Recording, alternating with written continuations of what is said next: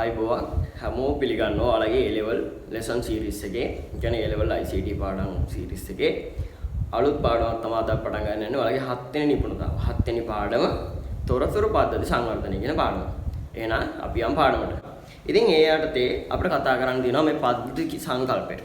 පද්ධති සංකල්පය ගවේෂණය කර තොරතුරු පද්ධතියක් සංවර්ධනය කිරීමට පද්ධති විශ්ලේෂණය සහ නිර්මාණ ක්‍රමවේදය භාවිත කිරීම. මේ පද්ධතියක් කියන්නේ මොකක්ද? මේ පද්ධතිය හදන ක්‍රමවේද මොනවද? මෙන්න මේ හැම දෙයක්ම පද්ධතිය නිර්මාණය කරන්නේ කොහොමද? මේ හැම දෙයක් ගැන මම මේ පාඩමේ කතා කරනවා. ඒ යටතේ අපි දැන් කතා කරන්න යන්නේ ඔයාලගේ 7.1 කියන වීඩියෝ එක. 7.1 කියන වීඩියෝ එක. හරි. එහෙනම් මේක පටන් ගමු. ඒකේ මුලින්ම තියෙන පුතේ මොකද්ද? පද්ධතියක ගති ලක්ෂණ. මොකද්ද?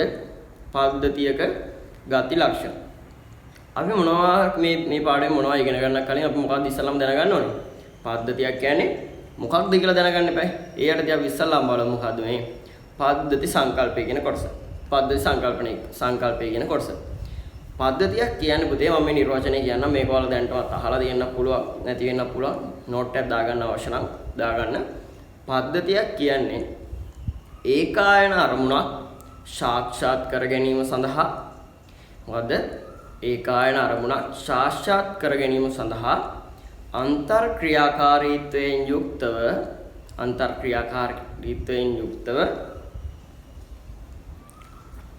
කටයුතු කරන සංඝටක සමූහයක එකතුවක්. මොකද්ද? ඒකායන අරමුණක් සාක්ෂාත් කර ගැනීම සඳහා අන්තර් ක්‍රියාකාරීත්වයෙන් යුක්තව කටයුතු කරන සංඝටක කිහිපයක එකතුවක් තමයි පුතේ මොකද්ද? පද්ධතියක් කියලා කියන්නේ. එතකොට මේ පද්ධතියක් කියන එක මොකක්ද කියන එක අපි දැන් කතා කරා. ඒකට පුතේ අපේ මේ පරිසරයේ අපි මේ ජීවත් වෙන වටපිටාවේ මේ පද්ධති වර්ග බොහෝමයක් තියෙනවා. පද්ධති බොහෝමයක් තියෙනවා. දැන් අපි මිනිසා ගත්තත් මොකද්ද? මිනිසත් පුතේ පද්ධතියක්. එතකොට ඔයාලගේ පාසල පද්ධතියක් අපි කියනවනේ පාසල් පද්ධතිය කියලා කියනවා. අපි උදාහරණ වලින් බලමු. පාසල් පද්ධතිය, බැංකුව, රෝහල මෙන්න මේ හැම දේවලම පුතේ මොනවද? අපේ පද්ධති. අපේ ඇඟෙන් ගත්තොත් අපේ ඇඟෙත් විවිධ පද්ධති තියෙනවා. ආහාර ජීර්ණ පද්ධතිය, ශ්වසන පද්ධතිය අපි හැදිලා තියෙන්නේ පද්ධති කිහිපයක එකතුවකින්. එතකොට අපි කතා කරා පද්ධතියක් කියන්නේ එක අරමුණක් ඉටු කරගන්න මොකද්ද? අන්තර්ක්‍රියාකාරීත්වයෙන් යුක්ත සංඝටක කිහිපයක එකතුවක්. ඒකට අපේ ඇඟ මොකද්ද? අපි ජීවත් කරන්න මොකද්ද? අපේ ඇඟේ පද්ධති තව පද්ධති කිහිපයක් තියෙනවා. රුධිර සංසරණ පද්ධතිය, අපේ ශ්වසන පද්ධතිය, ආහාර ජීර්ණ පද්ධතිය වගේ පද්ධති කිහිපයක් එකතුලා තමයි මොකද්ද? ඒ කට්ටිය අන්තර්ක්‍රියාකාරීත්වයෙන් යුක්තව තමයි මොකද්ද? අපි මේ සිරුර කියන පද්ධතිය මේ පවත්වාගෙන යන්නේ. ඉතින් පුතේ යන්නේ මේ වගේ උදාහරණ පුළුවන්. එතකොට මෙන්න මේ එක අරමුණක් ඉටු කරන්න අන්තර්ක්‍රියාකාරීත්වයෙන් යුක්තව කතාවක් අපි ගවනේ. ඒ කියන්නේ එක පද්ධතියක් ඇතුළේ තවත් චූටි පද්ධති තියෙන්න පුළුවන්. එතකොට මේ පද්ධති වල ඇතුළේ අන්තර්ක්‍රියාකාරීත්වයෙන් යුක්තව තමයි සම්පූර්ණ පද්ධතිය මොකද්ද? ක්‍රියාවලිය සිද්ධ කරන්නේ. එතකොට මේ ඇතුළේ තියෙන චූටි උපපද්ධති වලට අපි කියනවා මොනවද? උපපද්ධති කියලා. මොනවද? උපපද්ධති කියලා කියනවා. දැන් අපි උදාහරණයකට ගමු අපි පාසල මොකද්ද? අපි කියන පාසලට පාසල් මොකද්ද? පද්ධතිය. පාසල් පද්ධතිය කියලා කියනවා. එතකොට මේක උදාහරණයක් ගත්තාම අපි බලමු. පාසල උදාහරණයකට ගන්න අපි මේක ඉස්සරහට යමු. එතකොට පුතේ පද්ධතියක ප්‍රධාන කොටස් තුනක් තියෙනවා. මොකද්ද? ආදානය, ක්‍රියාවලිය සහ ප්‍රතිදානය. අපි පුතේ පරිගණකයේ ගමු. පරිගණකයේ ප්‍රධානම කාර්යය මොකද්ද? මූලිකම කාර්යය ආදානය process ආයි කියන්නේ ක්‍රියාවලිය සහ ප්‍රතිදානය. ඒ වගේම තමයි පුතේ පද්ධතිය එකක් තියෙන්නේ ওই තුනම තමයි මොකද්ද? ආදානය, ක්‍රියාවලිය සහ ප්‍රතිදානය. එතකොට පාසල ගත්තොත් පාසලේ ආදානය කවුද? ඔව් ළමයි. පාසලේ ආදානය ළමයි. එතකොට මේකේ ප්‍රතිදානය මොකද්ද වෙන්න ඕනේ? සමාජයට වැඩදායි ගුණගරුක හොඳට ඉගෙන ගත්ත හොඳ දරුවෙක් නේද? හොඳ දරුවෙක් තමයි පාසලක ප්‍රතිදානය අවුට්පුට් එක. ඒතර අපි බලමු මේක මොකද්ද කොහොමද වෙන්නේ කියලා. අපි ගමු පාසල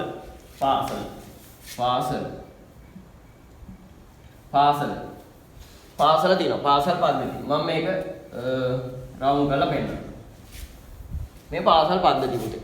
එතකොට මේ පාසල් පද්ධතිය ඇතුලේ අපි කතා කරා පද්ධතියක් ඇතුලේ විවිධ සංඝටක තියෙනවා නේ. විවිධ සංඝටක එකට කටයුතු කළා තමයි මොකද්ද? පද්ධතිය කියන එක වැඩ කරන්නේ. එතකොට පාසල ඇතුලේ කවුද ඉන්නේ? ළමයි ඉන්නවා. ගුරුවරු ඉන්නවා. නේ ගොඩනැගිලි තියෙනවා, පුස්තකාලය තියෙනවා, IT lab තියෙනවා. ground එකක් තියෙනවා. මෙන්න මේ හැමදේම විද්‍යාගාර තියෙනවා. මෙන්න මේ හැමදේම පුතේ අන්තර් ක්‍රියාකාරීත්වයෙන් යුක්ත වෙලා නේද මේ ළමයට අධ්‍යාපනය දෙන්නේ. ගුරුවරු ඉන්නෝට ළමයි ඉන්නෝට මේ IT lab එකෙන් අපි පරිගණක දැනුම ලබා ගන්නවා. විද්‍යාගාරයෙන් විද්‍යා දැනුම ලබා ගන්නවා.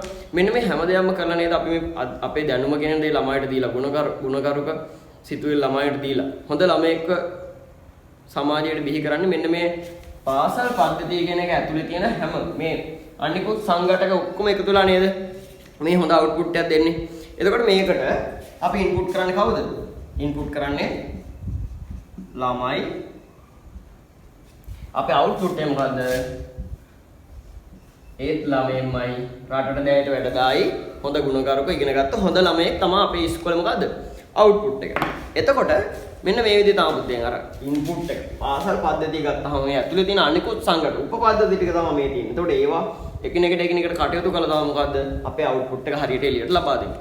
තව උදාහරණයක් ගමු අපි රෝහල මොකද්ද පුතේ? අපි ලෙඩෙක් ඇතුළට දානවා. ලෙඩෙක් හොස්පිටල් එකට අරන් ගිහපුවම මේ ලෙඩාව හොඳ කරනකම් ඇතුලේ ડોක්ටර්ලා, ඒ කියන්නේ නර්ස්ලා, ඇටෙන්ඩන්ට්ලා, එක්ස්රේ රූම්, ඔපරේෂන් තියටර් ඔය වගේ සංඝටක කිහිපයක් එකතු වෙලා නේද මේ ලෙඩාව හොඳ තත්ත්වයටපත් කරන ලෙඩාව සනීප කරන්නේ. ડોක්ටර්ලා ඔය හැමෝගෙම එකතුවකින් නේද? එක්කෙනෙක් ඉඳලා හරියන්නේ නැහැ. ඩොක්ටර් විතරක් හිටියට හරියන්නේ නැහැ. මේ නර්ස්ලා ඉන්න ඕන උදව් කරන්න, ඇටෙන්ඩර්ලා ඉන්න ඕනේ. එක්ස්රේ ගන්න ඕනොත් එක්ස්රේ ගන්න ඕනේ. ලේ බලන්න ඕනොත් ලේ බලන තැන තියෙන්න ඕනේ. මේ හැම දෙයක්ම එකතු වෙලා නේද මේ රෝහල් පද්ධතිය කියන එක වැඩ කරන්නේ. ඒකට පැහැදිලි පුතේ. පද්ධතියක් ගත්තාම ඒකේ මොකක්ද අණු කොටස් තියෙන්න පුළුවන් ඇතුලේ. ඒ කියන්නේ උපපද්ධති. මේ උපපද්ධති ඔක්කොම එකිනෙකට කටයුතු කරලා තමයි මොකද්ද මේ පද්ධති කියන එක අවුට්පුට් එක අපිට සම්පූර්ණ කරලා දෙන්නේ. එතකොට පුතේ අපි කතා කරා මේකේ පද්ධතියක පොදු ලක්ෂණය මොකද්ද? ආදානය, ක්‍රියාවලිය සහ ප්‍රතිදානය. එතකොට මම හිතනවා මේක පැහැදිලි ඇති කියලා. තවත් එකක් තියෙනවා. දැන් මෙහෙම කියන්න පුළුවන් අපිට. දැන් අපි මතකද පළවෙනි පාඩමේදී ඉගෙන ගත්තා එක ක්‍රියාවලියක අවුට්පුට් එක තව ක්‍රියාවලියක මොකද වෙන්න පුළුවන්? ඉන්පුට් එකක් වෙන්න පුළුවන්. එතකොට මේකෙත් මෙහෙමයි. එක පද්ධතියක අවුට්පුට් එක තවත් පද්ධතියක මොකක්ද වෙන්න පුළුවන්? ඉන්පුට් එකක් වෙන්න පුළුවන්. දැන් මේ උදාහරණයක් බලමු. ඔන්න පාසලට ළමයෙක් එවනවා අපි එක වසරට. ওই ළමයා 13 වසර වෙනකන් ඉගෙනගෙන පාසලෙන් එළියට යද්දී එයා මොකද වෙන්නේ? මේ පාසලේ අවුට්පුට් එක වෙනවා. පාසලේ අවුට්පුට් එක. හැබැයි විශ්වවිද්‍යාල පද්ධතිය ගත්තොත් කැම්පස් එක ගත්තොත් කැම්පස් විශ්වවිද්‍යාල පද්ධතිය කවුද? මේ එළියට යන ළමයා ඉන්පුට් එක වෙනවනේ. විශ්වවිද්‍යාල පද්ධතියේ මේ එළියට යන ළමයා ඉන්පුට් වෙනවා. පාසල කියන පද්ධතිය මේ ළමයා අවුට්පුට් එක. හැබැයි විශ්වවිද්‍යාල පද්ධතිය මේ ළමයා කවුද? ඉන්පුට් එක වෙනවා. පැහැදිලිද පුතේ? හරි. මම හිතනවා පැහැදිලි ඇති කියලා. මොකක් ප්‍රශ්නයක් තිබ්බොත් කමෙන්ට් එකක් දාන්න. නැත්නම් අපිට WhatsApp message එකක් හරි දාන්න. අපි මේකට උත්තර දෙන්න බලන් ඉන්නවා. හරි පුතේ. එහෙනම් අපි යන් ඊළඟ කොටසට. right. දැන් පද්ධතිය ගැන කතා කරද්දී පුතේ අපිට ඊළඟට කතා කරන්න තියෙන එක තමයි මොකද්ද? මේ පද්ධතියක සීමාව කියන එක. මොකද්ද? පද්ධතියක සීමාව. අපි මේ පාසල් පද්ධතියම ආරම්භ මේ සීමාව කියන එක ගැන කතා කරමු. right. දැන් මේ තියෙන පාසල් පද්ධතිය. දැන් පද්ධතියක සීමාව ගැන ඉගෙන ගත්තේ පුතේ අපි දැනගන්න ඕනේ මොකද්ද? මේ පද්ධතියට අයිති වෙන අය සහ පද්ධතියට අයිති නොවන අය තමයි අපි දැනගන්න ඕනේ. මොකද්ද? පද්ධතියට අයිති වෙන සහ පද්ධතියට එළියේ ඉන්න අය. දැන් මේ පාසල් පද්ධතිය ගත්තොත් මේ අපි ඇඳලා තියෙන. මේක තමයි මොකද්ද? පාසල් පද්ධතියේ සීමාව. මේ තියෙන්නේ. මේක තමයි මොකද්ද කියන්නේ? සීමාව. මොකද්ද? මේකට අපි කියනවා සීමාව.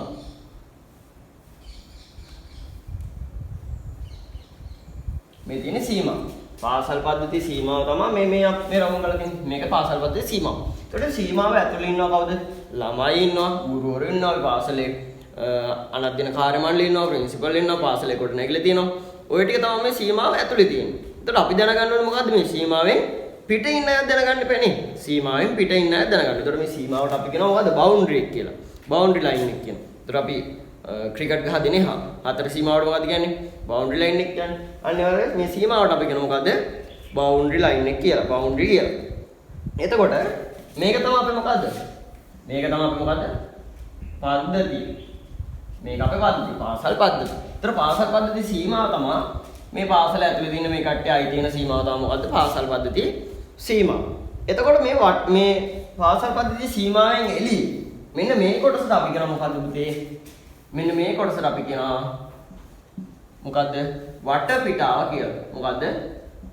වටපිටාව කියලා. මේ එළියේ තියෙන මේ කොටුව ඇතුලේ තියෙන පද්ධතියට එළියෙන් තියෙන ටිකට අපි මොකද කියන්නේ? වටපිටාව කියලා. ඒකට ඔයාලගේ පාසලෙන් එළියේ කොටස. ඒක පාසලේ එළියේ මොකද්ද? වටපිටාව. ඒතර මේ වටපිටාවේ ඉන්න තවත් අය පාසලට ආйти නැති. පාසලට සම්බන්ධ වෙනවා. හැබැයි පාසල් පද්ධතිය නෙමෙයි යාළුවෝ. කවුද? ඔයාලගේ දෙමාපියන්. ඔයාලගේ දෙමාපියන්. එතකොට අධ්‍යාපන දෙපාර්තමේන්තුව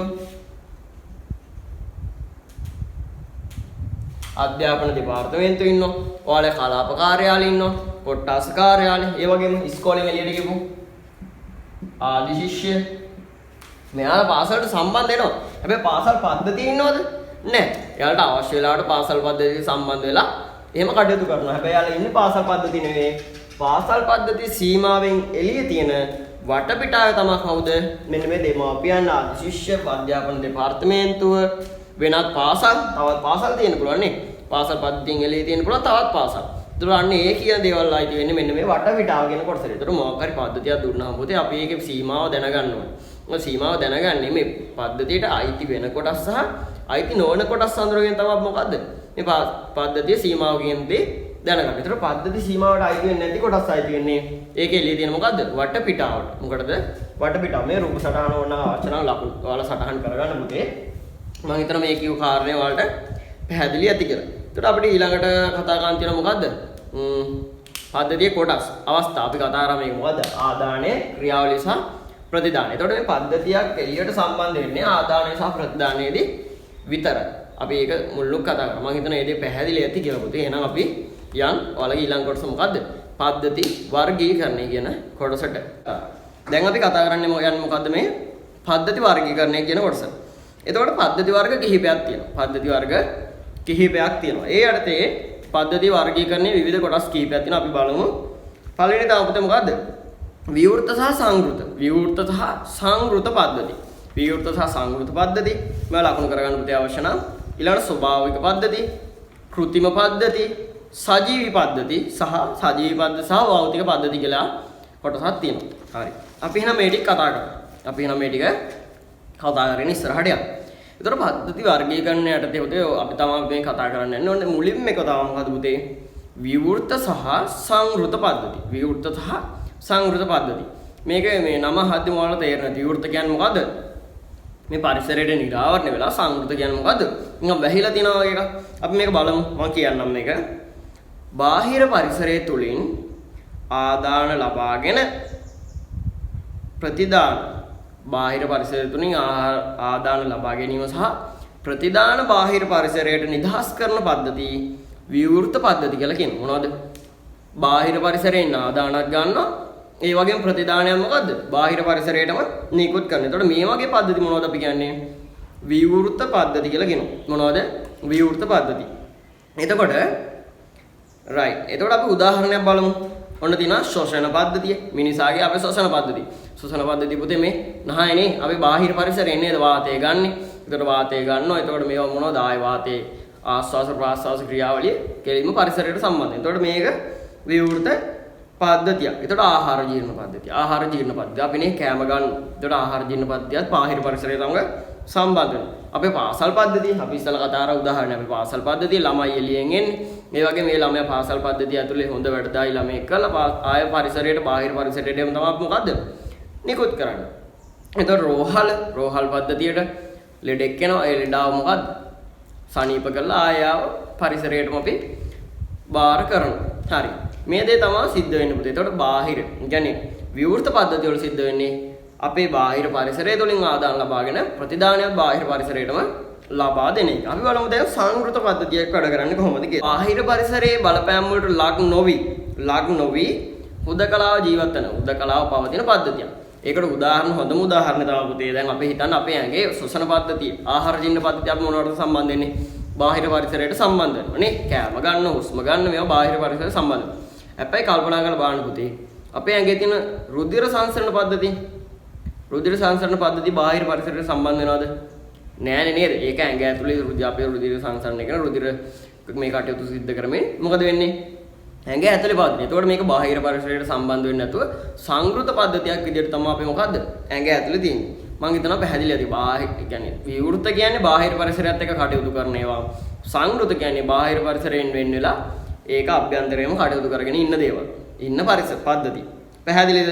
කියන්නේ සංවෘත කියන්නේ බාහිර පරිසරයේ බලපෑම් වලට අසු නොවි සිටින පද්ධති. පැහැදිලිද පුතේ? right. එහෙනම් අපි යන් ඊළඟ කොටසට. මොකද්ද?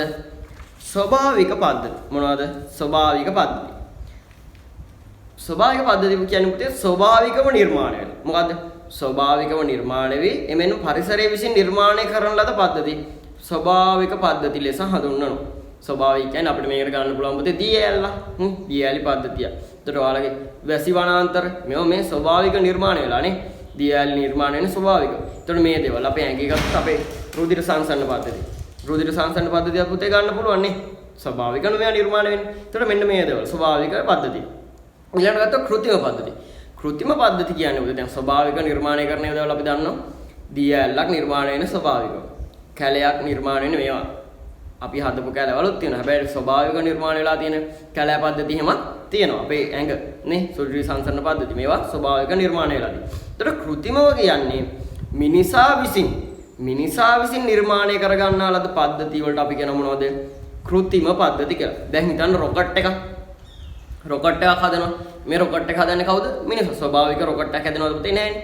රොකට් එක හදන්නේ මිනිසා විසින්. එතකොට මේ මිනිසා විසින් හදන රොකට් එක මොකද්ද?